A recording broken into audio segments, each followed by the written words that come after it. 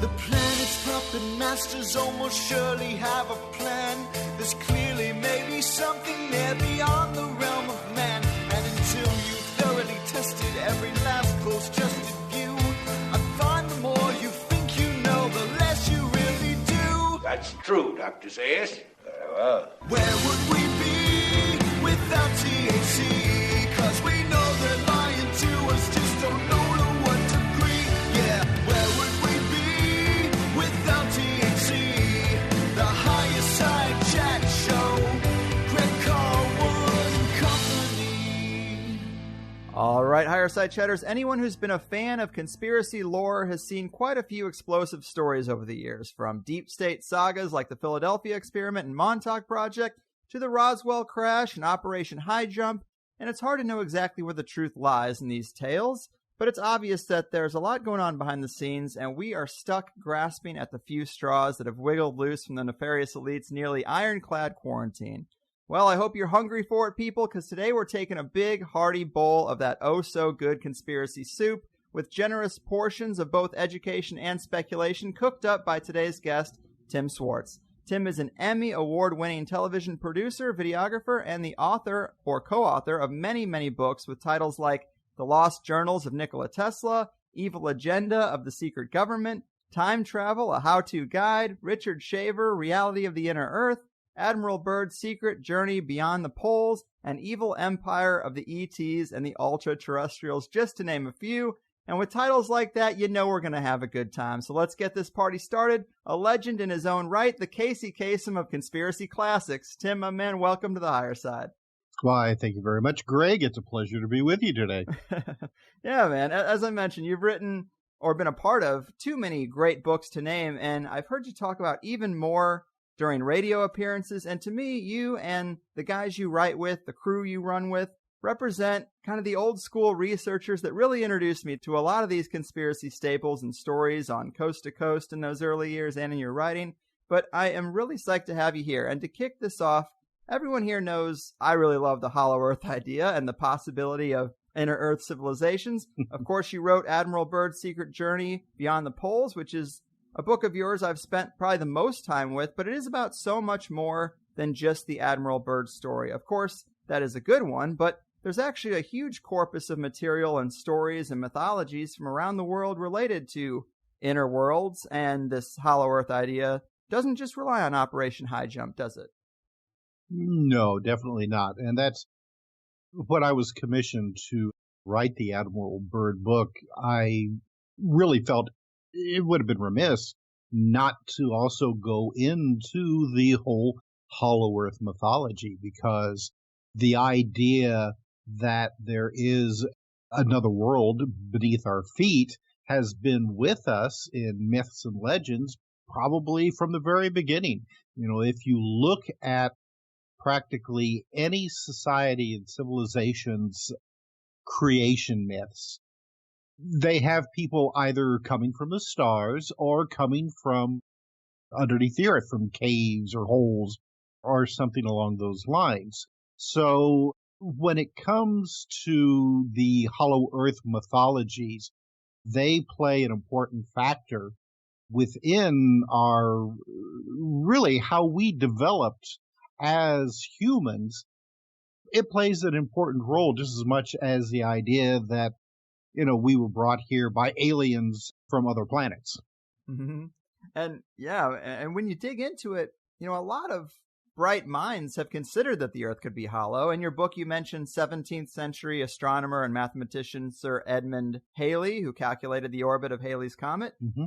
Also, German scientist Athanasius Kircher would be another one. Is there anything else we could say about bright minds who found this possibility worth exploring or had this belief?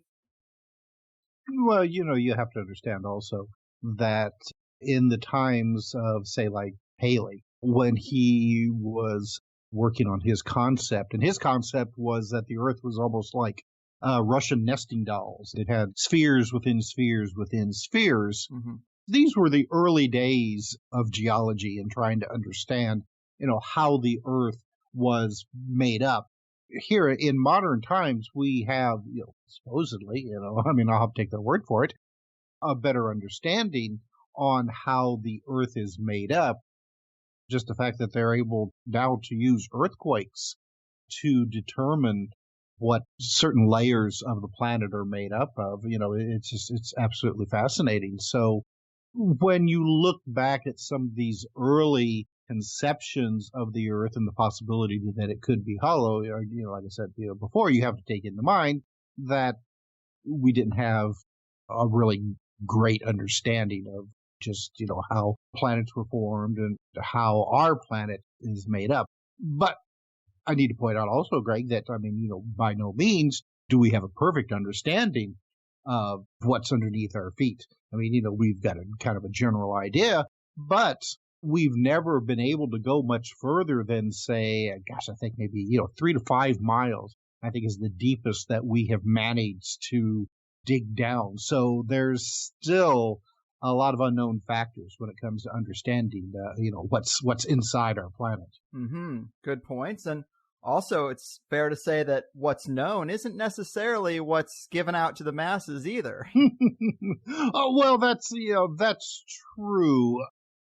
When I first became interested in the whole Hollow Earth mythology, I think that was one of the first things I really, became interested in, besides, say, like UFOs and, ghosts and things like that. One of the first books I ever bought, just wildly enough, happened to be a book written by Timothy Green Beckley, who I work with quite a bit now. And his book was about the Hollow Earth and the Richard Shaver Zero mysteries.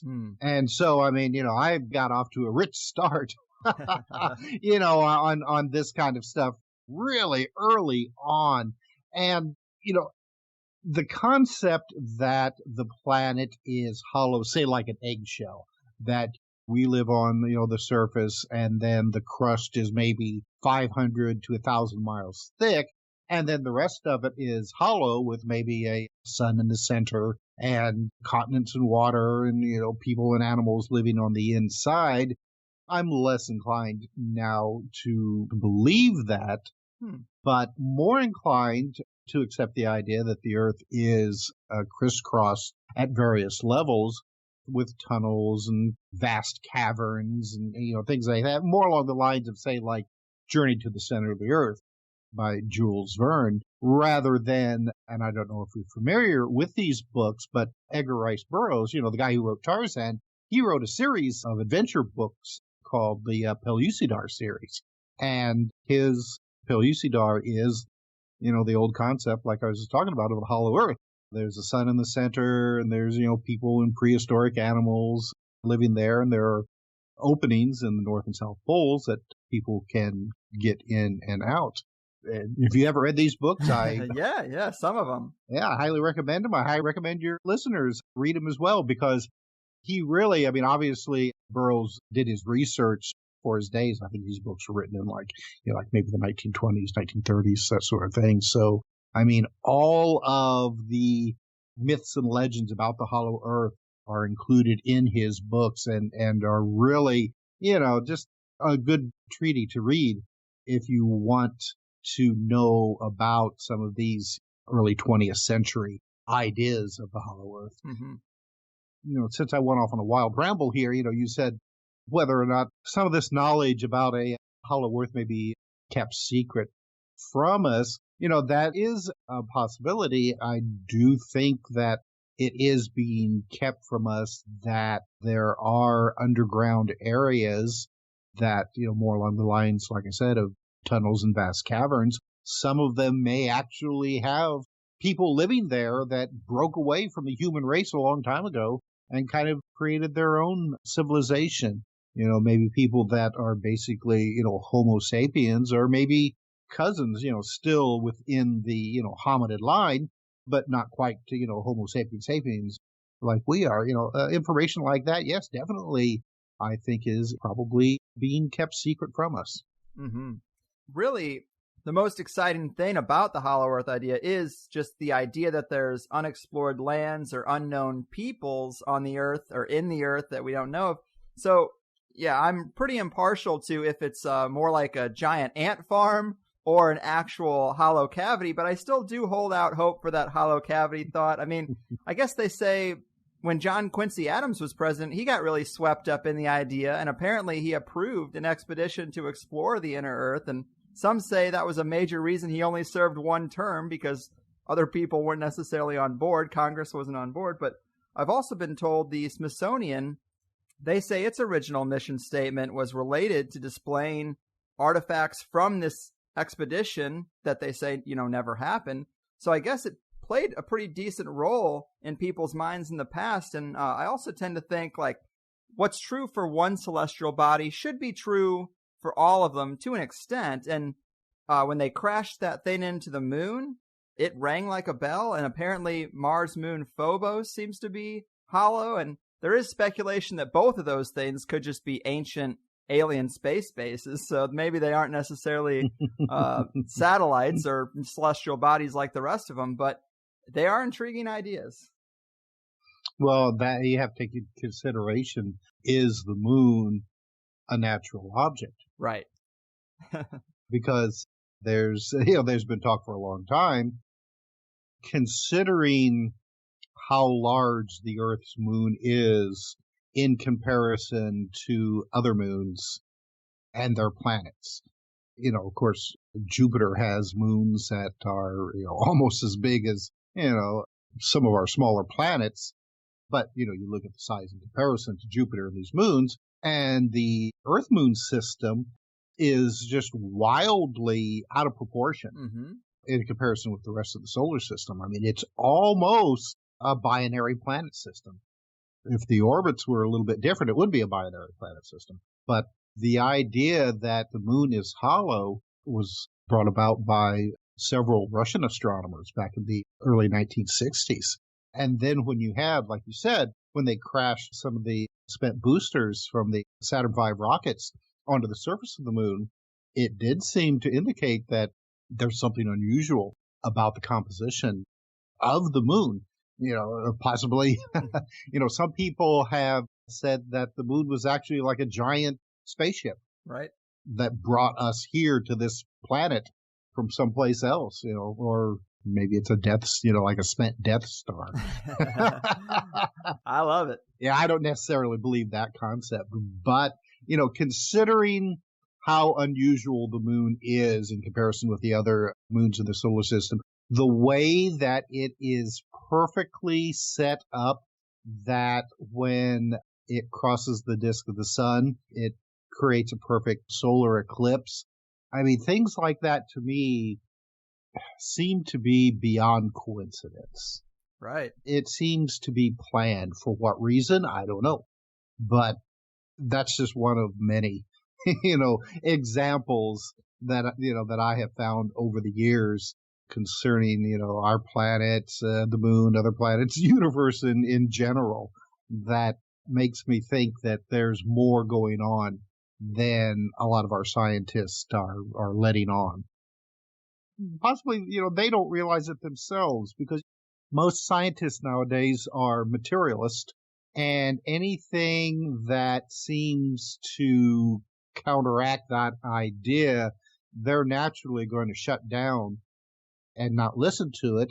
And of course, any of these scientists who are interested in this kind of stuff, they kind of treat it like a hobby and don't tell anybody else about it, because, boy, that's a great way to lose your tenure or any future funding if your peers ever find out that you're interested in, some of this fringe material, so to speak. Yes. Cheers to that. And it is tough to know exactly what elements to put stock into, but it does seem a lot of the time like we are just living on one of the gears of the great cosmic grandfather clock. And you also mentioned in the book Marshall B. Gardner. He's a scientist who spent 2 decades studying the Aurora Borealis, and he said he was convinced that it came from light from inside the Earth. I think that is a provocative clue. Of course, the poles are fairly heavily guarded, and, there's all that speculation that we can't get there. We can't actually see holes, but we can see the Aurora Borealis, and it is interesting. Do you put any stock in that idea, or not so much? Not so much. I mean, I do accept the conventional idea that the Aurora Borealis is, the result of solar winds interacting with the Earth's magnetic field. However, there was an interesting picture that came out a few years ago of Antarctica. And this was a satellite picture, and it seemed to show the southern lights coming out of what appeared to be a rather large opening, not quite as large as, say, like a polar opening has been supposed by theorists on the hollow Earth, but still, like a large cave. And it seemed to show this electrified light coming out of it. So whether or not it's a situation where you're seeing, say, like an inner sun being reflected off of the polar ice, something like that is probably a little simplistic, I think. However, considering the way that the planet is wrapped with all kinds of electrical fields of radiation and things like that, if you do have openings of some kind that lead into the interior of the planet, more than likely you're going to find that these lines of force will also, move in and out of these openings. And of course, when you have these highly magnetic and electrified fields of force surrounding the planet, any interaction with the sun and other cosmic forces is going to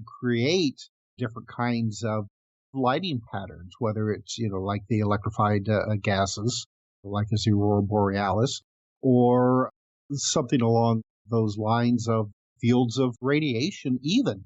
So, I think that it is a possibility, but the idea that, like I said, like the inner sun is reflecting off the ice, that is probably less likely than, some of these other ideas that I just put forth.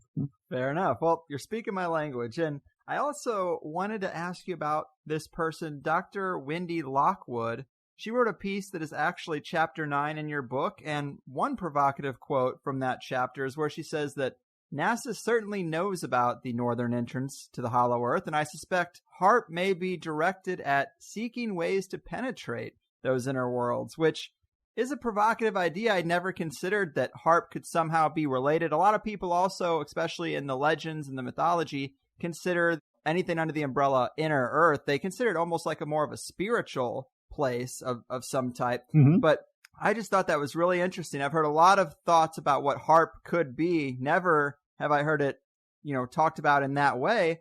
But I also bring her up because I went to her website and there isn't really a ton there except for a few articles and a logo that looks a lot like many secret society logos, but it has a hollow Earth on it. And it says, contact Dr. Wendy Lockwood if you'd like to know more about the Web of Light Mystery School.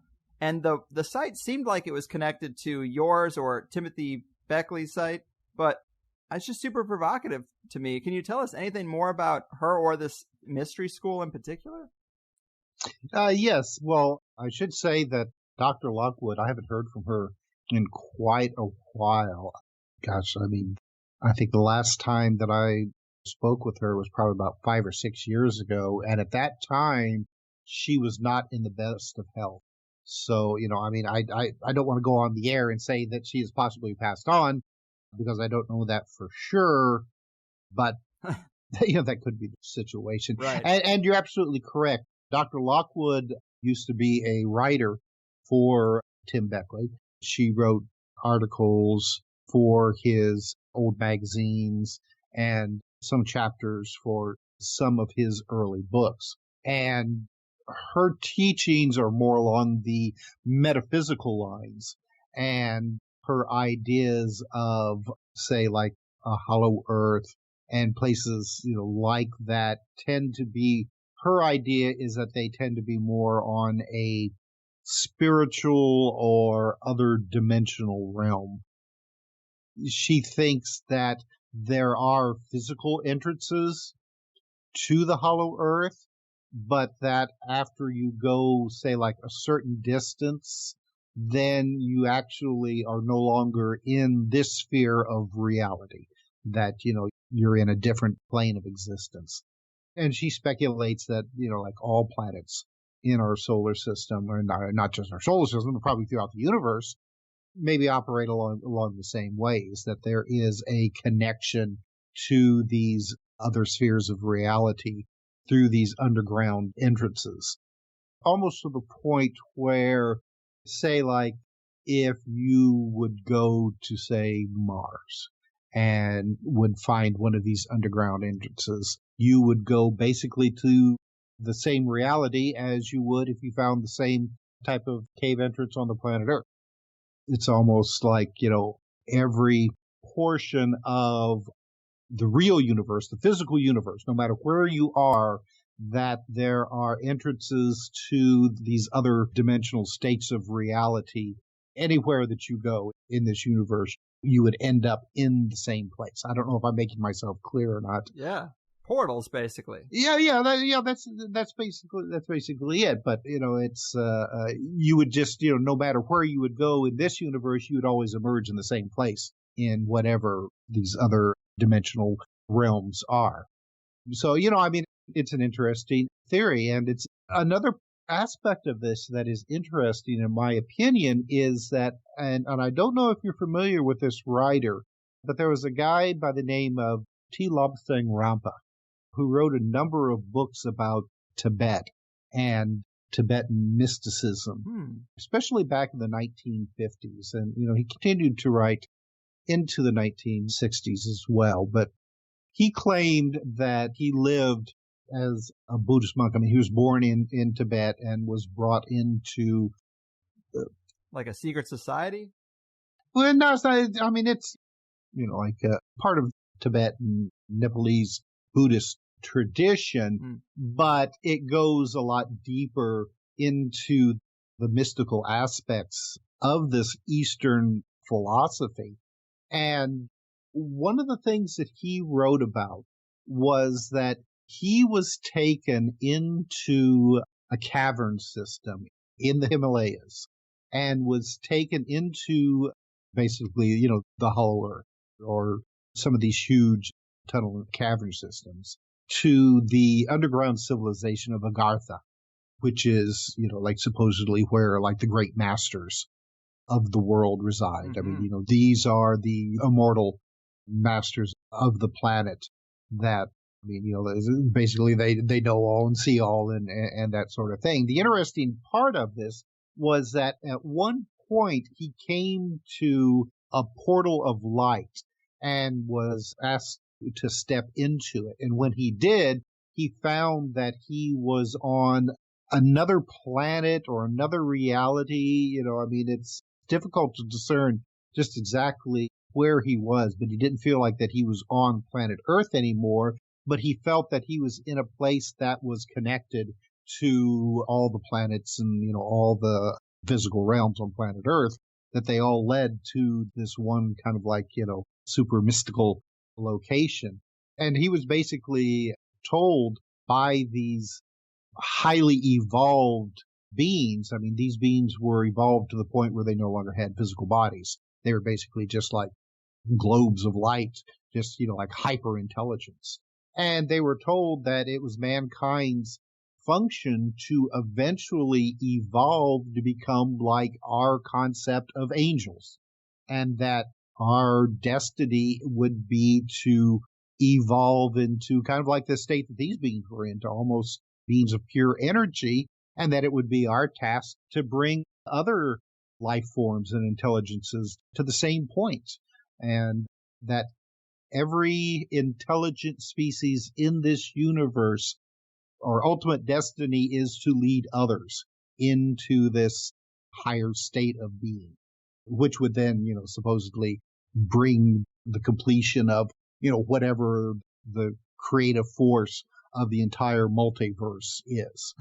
That we're all just kind of like sparks off of this creative force, and that our goal is to, help these other life forms to achieve the same goal. So, I mean, Rampa's story sounds very much like Dr. Lockwood's ideas. And of course, Dr. Lockwood, I mean, she says that there are physical underground locations, say under Mount Shasta, that there's an actual underground city there that was built a long time ago by remnants of what we would call Lemuria, which would be the Pacific version of Atlantis. Mm-hmm. That was a civilization that supposedly existed, a number, maybe a million or so years ago, but then for one reason or another sank into the ocean. And then the remnants of that civilization, scattered across the globe and kind of seeded, helped seed civilization from their knowledge. And one of these remnant cities is under Mount Shasta,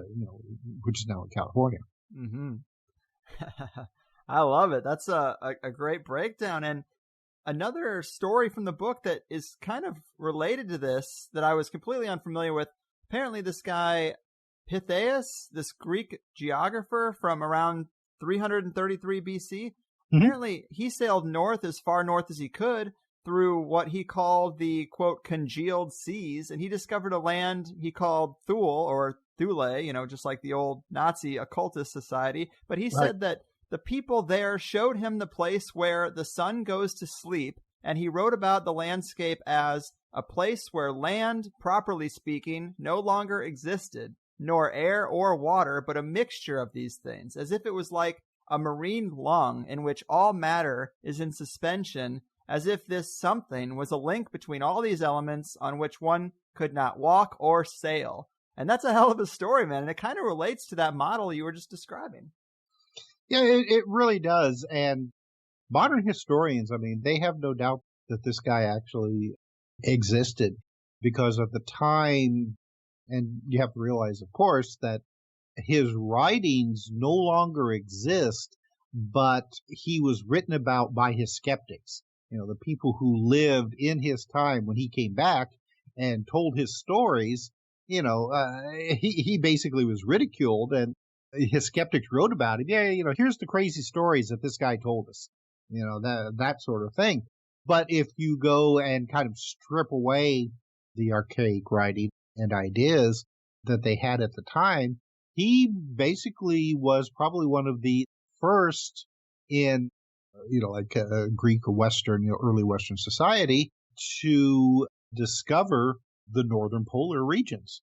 Naturally, you had the natives who lived up there, but, they didn't communicate very much, say, like with the ancient Greeks or anybody like that. Right. So when he went past the British Isles and sailed further north, he discovered there was icebergs floating around and that the days grew shorter.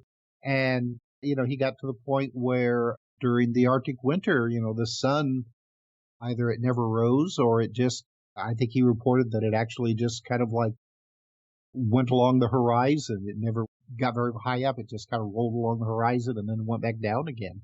And then during the Arctic summer, it never set.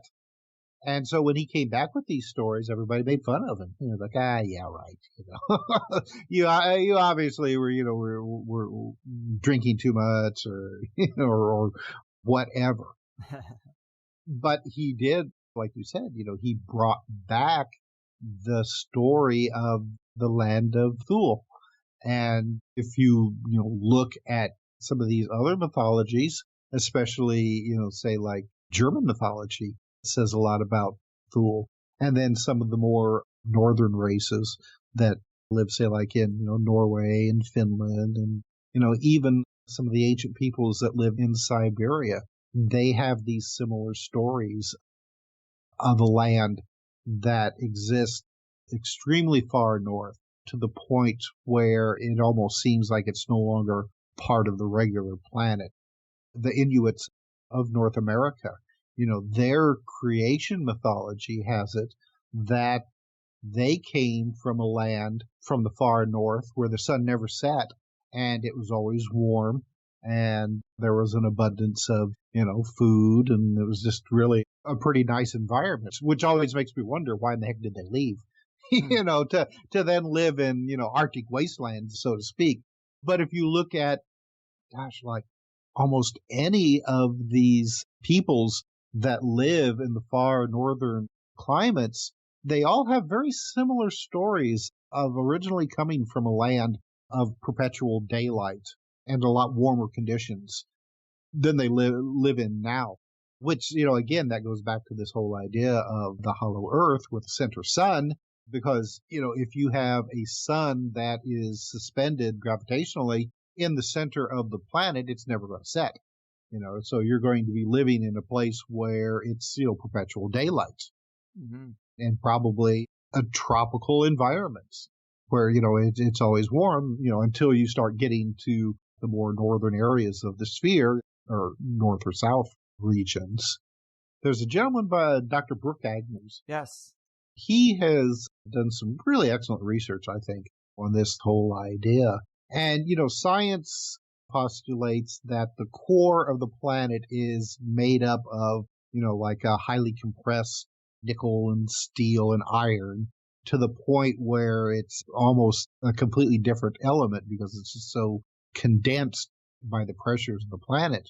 And Dr. Agnew, he suggests that the interior of the planet could be hollow, and that this nickel iron core of the planet the scientists love to talk about could actually be this internal sun, and that there is a pretty good sized cavity at the center of the planet, but that, our seismic readings that we use to deduce what the interior of the planet is made of is partially in error because I guess, as he puts it, some of these seismic readings, the evidence that they come out with seem the same type of material that they postulate is in the, like the center of the planet could also be statistically shown to be an open area rather than a crustal formation before you get to the iron core. So he says that the evidence shows that it could be, one way or the other. And of course, naturally, he likes to think that it shows that there's a hollow cavity down there. Oh, yeah. Brooks is great. He was a previous guest, one of my favorites to talk about Hollow Earth. But sorry, go ahead. No. Yeah, he's a great guy. He's done some really good research along these lines. And so I was just going to add that, naturally, I've never been down there. So, I can't say for sure one way or the other. That's true.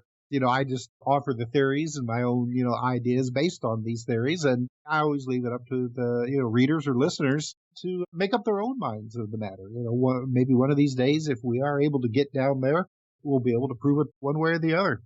Hopefully, That's the way to do it. Mm-hmm. And you were talking about legends, and even the legend of Santa Claus comes from Scandinavia, and this idea that a man comes from the North Pole and brings gifts or supplies in the harshest of winter environments. That's the story. That's Santa. We've turned it into a materialism consumer fest with all these gifts that came from dear old Saint Nick, but the story itself is kind of in that vein of a guy coming from the northernmost point, the pole, perhaps from inside, and bringing supplies. I don't know. It's definitely interesting because so many of the legends of indigenous people who talk about another type of being, it's always about some kind of helper in most cases, like some kind of being that came and led them down into the earth during a cataclysm or brought supplies. So I just think that is an interesting part of modern culture that kind of harkens back to that idea.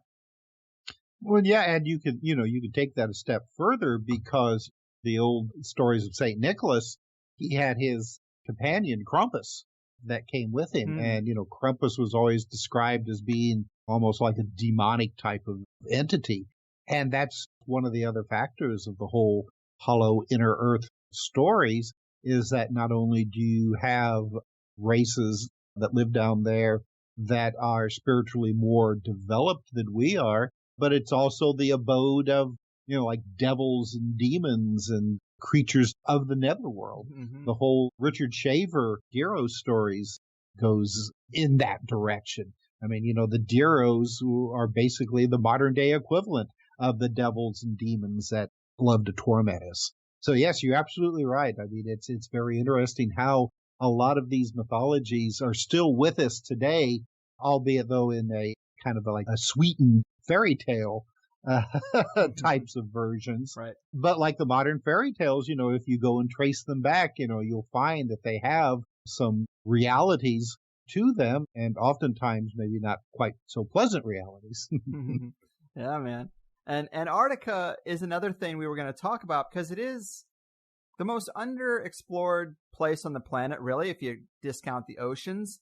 And you'd really drown in red tape and regulation trying to get there. And it's been in a lot of alternative news lately. The Russian Patriarch, the Secretary of State, and Buzz Aldrin all invited down there recently to look at something. What are your thoughts on the story there? What do you think could be at the heart of this kind of provocative mystery? It's really been interesting over the past year or so how much attention has suddenly been given to Antarctica. You know, like you said, I mean, you had former Secretary of State John Kerry and Apollo 11 astronaut Buzz Aldrin going down there. You had Prince Harry.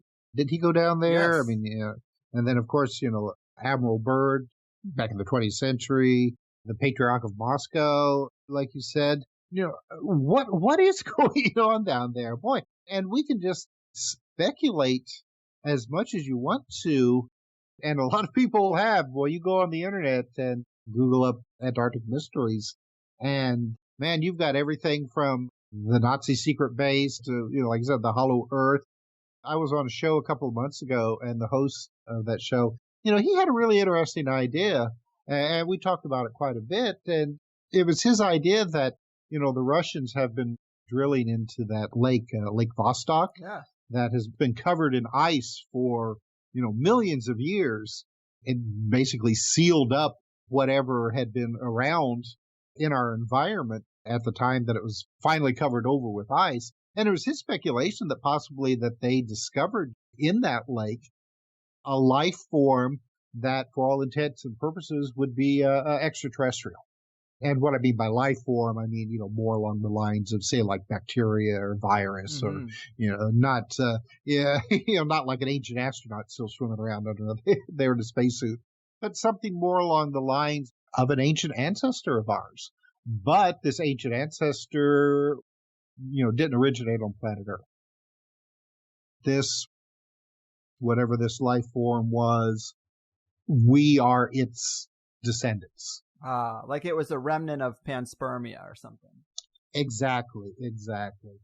Around the time that this lake was covered over and that Antarctica found its way to where it was, because you have to realize that at one time, Antarctica was not located at the South Pole. I'm not quite sure where it was. I mean, it was definitely closer to the equator at one time. So it had more of a tropical environment.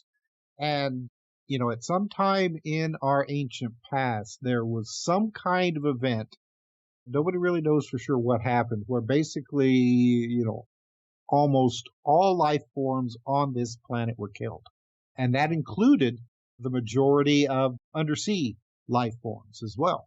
And then after a relatively short period of time, you know, in geological history, there was a sudden explosion of life that came out of the seas. But this life was extremely bizarre.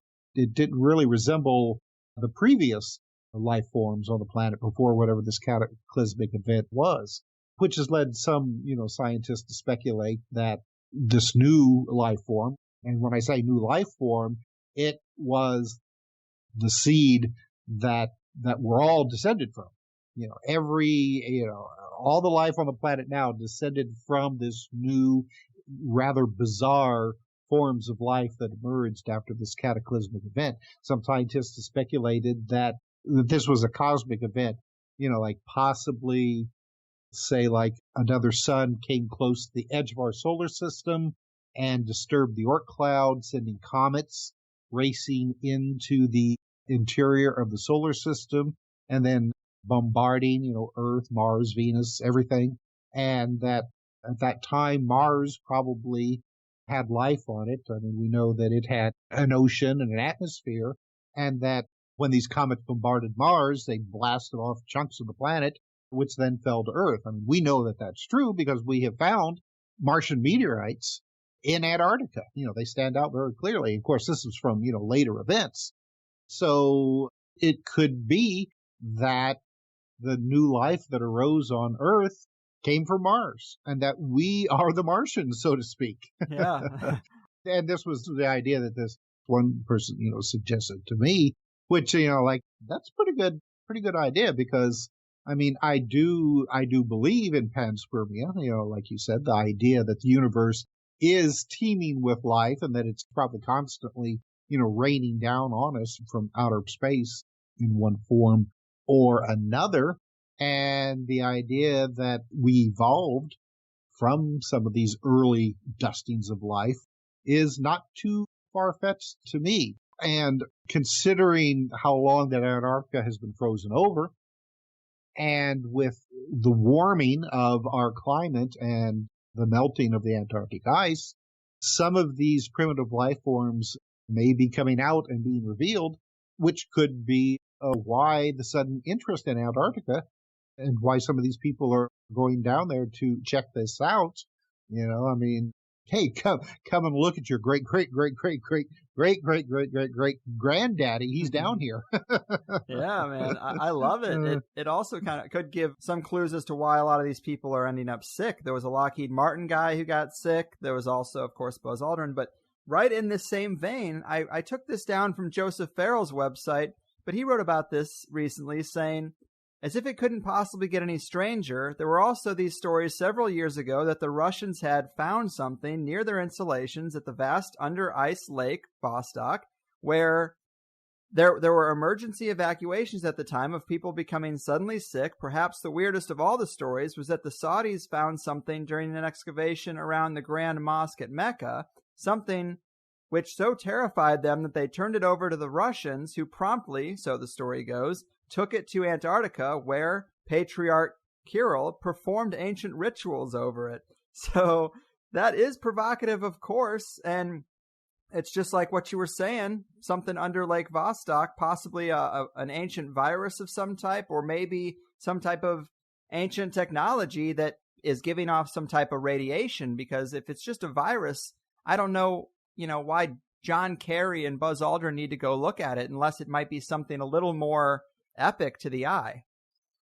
Yeah, all of those stories with the exception of the Saudis discovering something, because I don't think that they would be too inclined to give whatever they discovered to the rest of Christians, us. The rest of us infidels, so so to speak, unless they just gave it to the but then again, why would they give it to the Russians? If it was discovered, say, like in Syria or, one of these countries that is on a more friendly term with Russia, because Saudi Arabia, is more friendly with the United States. Right. But, it's like I said earlier, Antarctica has not always been covered with ice. Right. And in fact, a number of writers have speculated that Antarctica may have been the location of what we would call Atlantis. Right. Now, some kind of antediluvian civilization that really existed long before modern civilization. And it's hard to say since it's now covered in, almost a mile, in most places, a mile thick ice sheet. But again, like I said, with the climate changing and Antarctica melting as fast as it has, it could very well be that some of the remnants of a lost civilization, and when I say a lost civilization, I mean a civilization that existed, more than 1 million years ago, long before the last ice age. I mean, I couldn't tell you offhand how long Antarctica has been in its current location, but it's been, several million years at least. Mm-hmm. So if they have uncovered remnants of some kind of lost civilization in that location, we're talking about a civilization that existed supposedly long before modern man was even a gleam in a chimpanzee's eyes. Right. And if you go into the ancient aliens idea, I mean, people in that camp believe that something intelligent made us. So clearly there's some kind of intelligence perhaps in the background way before us. Well, if there was going to be the remnants of an ancient civilization, Antarctica really is one of the best locations since it's been frozen for such a long period of time. I mean, all across the planet, we've seen possibly hints of remnants of some kind of civilization that existed before the last ice age. But naturally, due to erosion and other aspects, most of that has long since disappeared. However, Antarctica, being basically, frozen in stasis for so long a time, I mean, this really would be an excellent location to find remnants, if they actually existed, of a previous, possibly higher technological civilization that lived on this planet before we did. I mean, I am a firm believer that we are not the only technologically advanced civilization that has existed on this planet. I think that humans are probably a lot older than archaeologists give us credit for. Yeah. We're just now really discovering how many subspecies of humans have existed over the millenniums. I mean, we just recently discovered the Denisovians. It apparently seems to be an offshoot of the Neanderthals. I mean, we had no idea they existed, but once we discovered that little tiny finger bone in a cave in Siberia and got the DNA out of it, we discovered that there are still peoples, on this planet that have the genetic leftovers from this race, still in our genetic makeup. So, I mean, to me, it's not inconceivable that humans or human subspecies arose a lot longer on this planet, back that we care to think about. And that Homo sapiens sapiens is just really, I mean, we're just newcomers.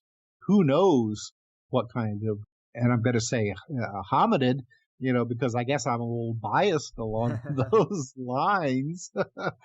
But I suppose it's not inconceivable that other intelligent species could have evolved on this planet long before we did that weren't necessarily hominids.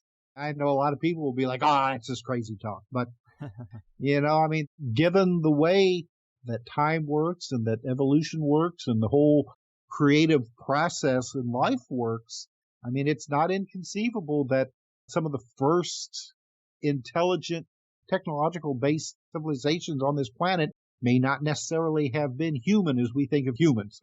Right. Yeah. No, it's very, very conceivable. And of course, the further you go back, there's going to be diminishing returns for what you can actually unearth. So who knows how far back things go. And another great story you wrote about in the details of that book is the caves in Malta. And I found that so interesting. Can you tell us about what was found when they followed these caves and tunnels down as far as they did?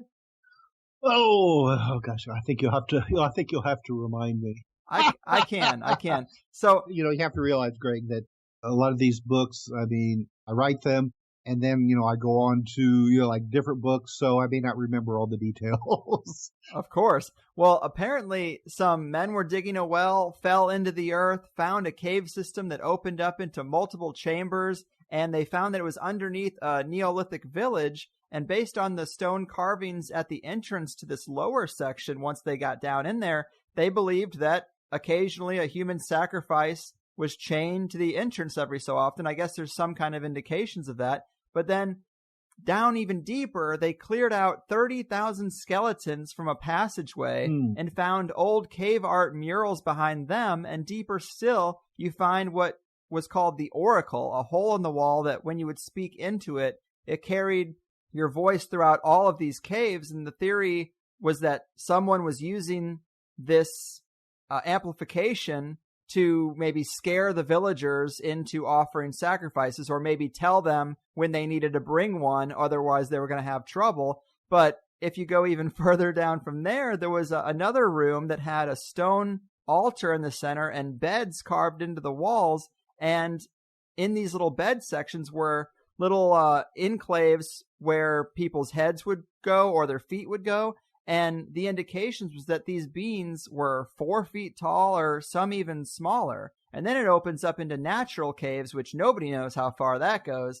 But I thought that was a pretty amazing story. I even looked up pictures of the Maltese cave art. And yeah, it's really interesting. And it almost is parallel story to the idea of fairy folk underground, or some kind of smaller being underground, like coming up and stealing people. And maybe they worked out some kind of King Kong arrangement where they just give them a person once in a while to save themselves the trouble. But I love that story.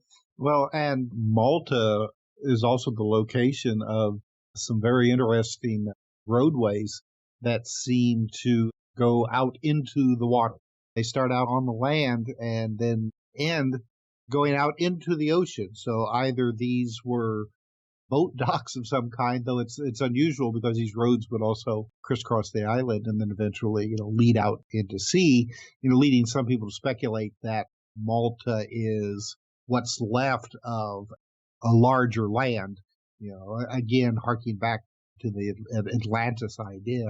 And of course, we give the idea of Atlantis anymore to really any kind of land that has sunk beneath the ocean. But if you look, you'll see that all across the globe, there's indications of this, that what now may be nothing more than just a little island, poking out from the ocean, at one time used to be something that was, a landmass that was a lot larger. But the whole Malta cavern situation is something that you'll also see in other locations around the globe. There are almost exactly the same types of situations where you'll have layer upon layer of caverns, with the oldest ones being the deepest. And some of these deepest caverns seem to show some kind of human or whatever type of activity, possibly even, before the last ice age, which, again, according to modern science, before that, humans were really nothing more than just brutes running around knocking each other in the head with rocks. No way having the sophistication to carve out these sophisticated cavern systems that we're finding, not only in Malta, but in other locations. And, you pointed out the idea that these caverns were acoustically perfect to the point where at a secret location, you could talk quietly and it would echo throughout the entire system, almost like a prehistoric PA system. There's other locations, there is a location in New England, I think it's in the American Stonehenge, where they have found some of these underground structures that if you go to a certain location and speak quietly, your voice can be heard throughout this limited area. Again, where it seems to be that, you had somebody like maybe a priest system that would guide the population, for one reason or the other by pretending to be, spirits or gods or what have you. And that seems to be the situation that was going on in Malta. Some have speculated that you have these ancient locations, say like Malta or Egypt or even this fairly recently discovered location in Turkey, where they've discovered these really sophisticated megalithic structures and carvings that go really to the very, it seems to be the very beginning of mankind, and even a little bit past from what we thought we knew, where there seems to have been maybe an outside influence going on from, and again, you have the ancient astronaut theorists who say that extraterrestrials from other planets came here and taught our early ancestors, the ways of civilization by either pretending to be gods or just, doing, what they would, and we just interpreted them as gods.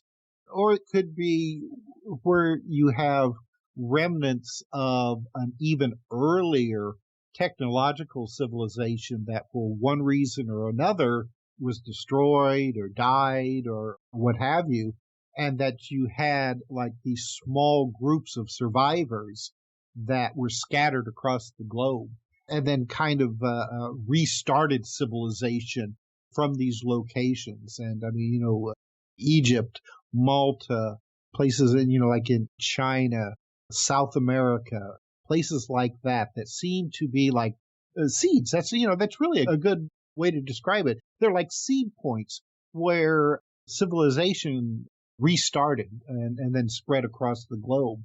So, I suppose it's a matter of interpretation whether or not, if you believe in ancient astronauts or ancient aliens, whether or not these seed points were brought about by visitors from other planets or if we're talking about remnants of a past civilization, kind of laying the groundwork for a new civilization.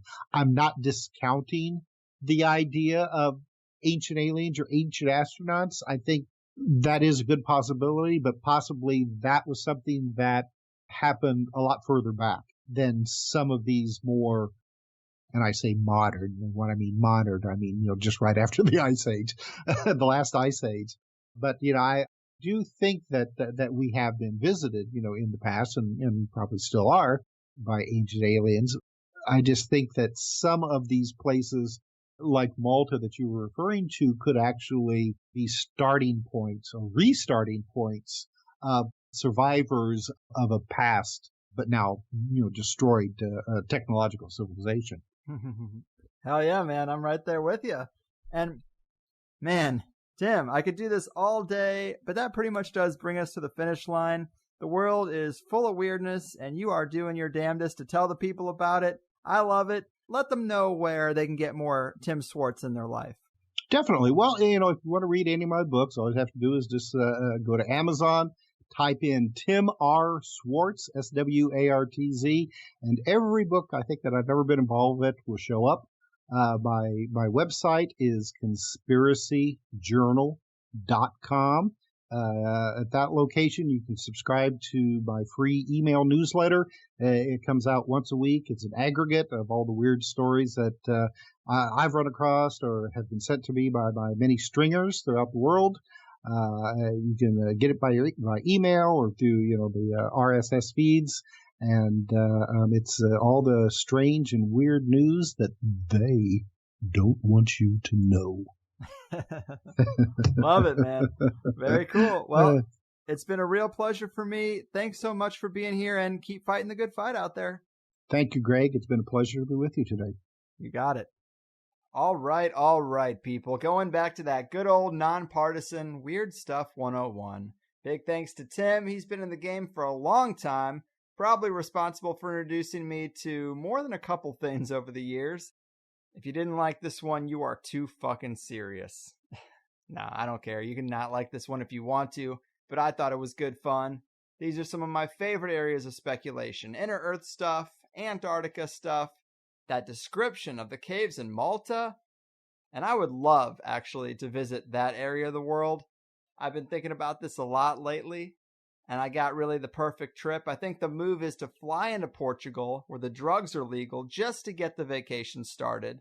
Then you're so close to Spain, go over to the coast, where I hear the weather makes it Europe's San Diego.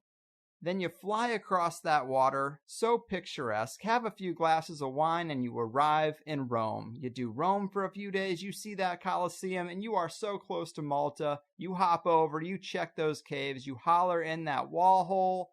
Then, ladies and gentlemen, you go to Egypt, because it's not far. And when you got to get home, your flight out of Europe, it leaves from Greece. So you make that Egypt-Greece trip, and you think about the old days. Huh? I think that's a great 2 weeks. And if anybody's free this fall, let's start the Higherside travel group. And if it goes well, our next journey will be to find those poles, ladies and gentlemen, just to see.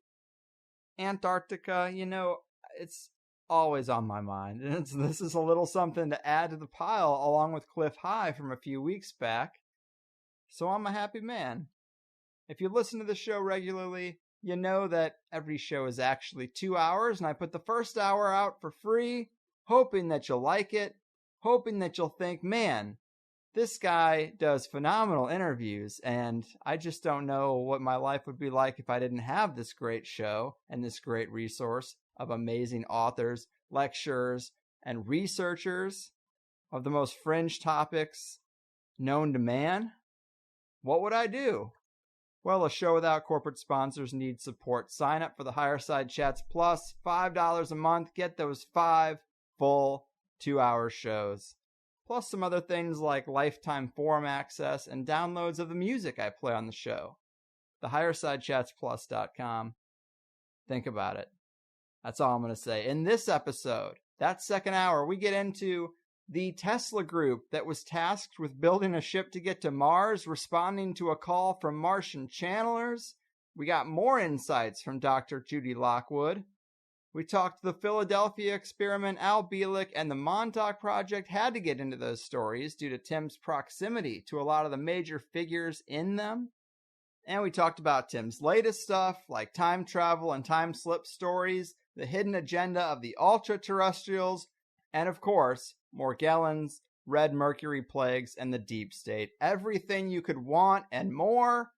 You could say this show is like a Tomahawk missile strike, folks, because it covers a lot of ground. Come on over to Plus. There's plenty of sign-up options. I try to make it easy. I just hope you'll meet me in the middle if you like the show that I do. But thanks for listening anyway. Everybody, that's it. I've done my part. Your move, Hollow Earth hiders, inner Earth entities, and Antarctic aliens. Your fucking move. Oh no, you see, the world isn't random, it's attached to puppet strings, control over everything. The 9 to 5 is trying to steal ya. Now don't that job seem silly? Hello, can you hear me? Or should I play back recordings from some spying agency? Wish we were younger and free. I'll be thankful when it's all exposed, the vast conspiracy. There's such a difference between us and the damn brush eyes. Hello from the higher side.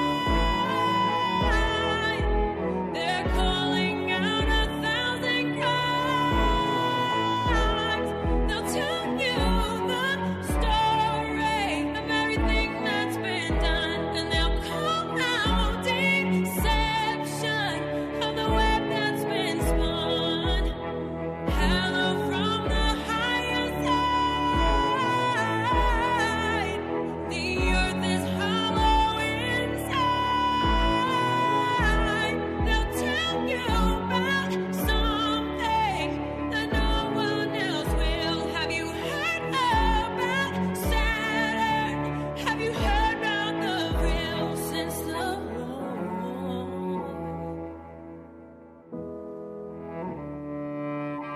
Oh no, they're cartoons. It's so typical of me to talk about this stuff. I'm sorry, that's good and well. Did you ever hear the argument that nothing really happens? It's no secret, and that the best is plus. It's done.